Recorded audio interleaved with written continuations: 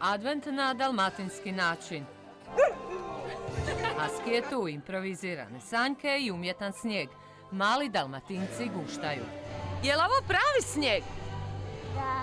A jel se voliš više igrati u blatu ili u snijegu? U blatu.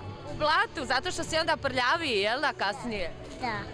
Ne znamo bi li se mama baš složila, ali glavno da mali Grgo uživa u Providurovoj bajci. Skriva ona za malo veće i sasvim neobičnu radionicu. Za njezine polaznike otpad je pravo malo blago.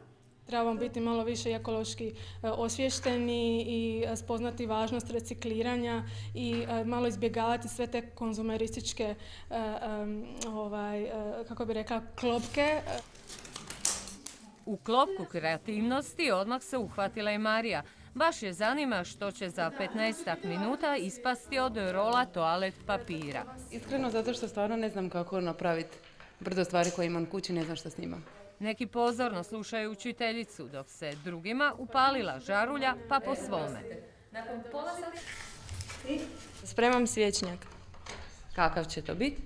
Pa planiram staviti male lučice u staklenke i staklinku izvana u krasica. Od žarulje Snješko, od agruma jeftina, ali itekako efektan ukras.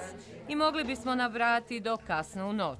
Pahulje od toalet papira su gotove, još samo da se posuše. Stavila sam s akrilnom bojom samo bojala, potom sam stavila gliter i to je to. Zapravo jednostavno. I sad neka netko kaže da otpad nije lijep. Sve je u očima promatrača. U svakom slučaju, ova pahulja imat će počasno mjesto na božićnom drvcu.